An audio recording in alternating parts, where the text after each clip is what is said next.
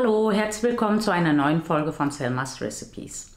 Heute habe ich ein weiteres Zwetschgen- bzw. Pflaumenkuchenrezept für euch. Und zwar machen wir diesmal einen Blechkuchen mit Hefeteig und leckeren Mandel-Zimtstreuseln.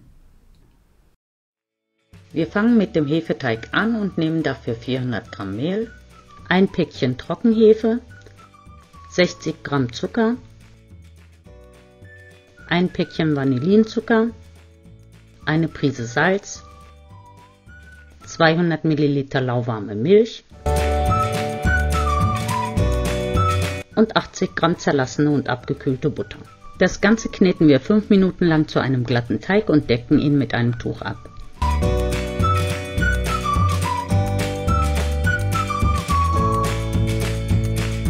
Während der Teig aufgeht, stellen wir schon mal die Streusel her. Dafür nehmen wir 80 Gramm Mehl, 120 Gramm Zucker, 50 Gramm gemahlene Mandeln, ein Päckchen Vanillinzucker, ein Teelöffel Zimt und 120 Gramm weiche Butter. Die Zutaten verrühren wir zu einem krümeligen Teig und stellen ihn erstmal kalt.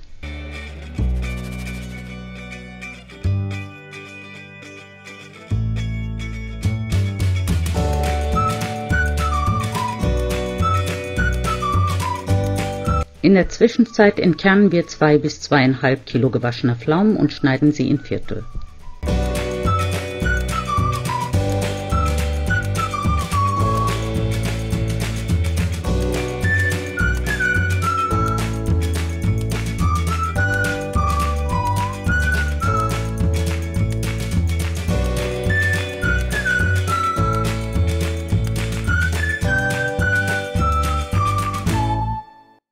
Den aufgegangenen Teig rollen wir mit einem Nudelholz auf die Größe des Backbleches aus. Da ich nicht genügend Pflaumen habe, lasse ich den Teig etwas kleiner.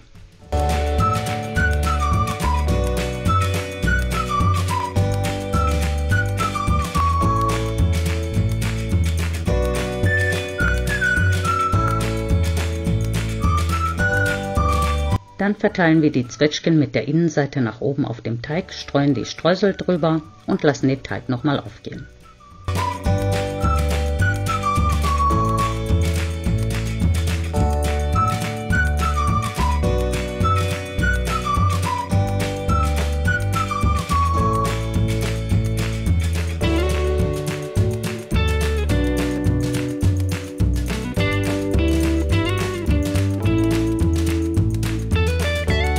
Zum Schluss backen wir den Kuchen auf der mittleren Schiene 25 bis 30 Minuten.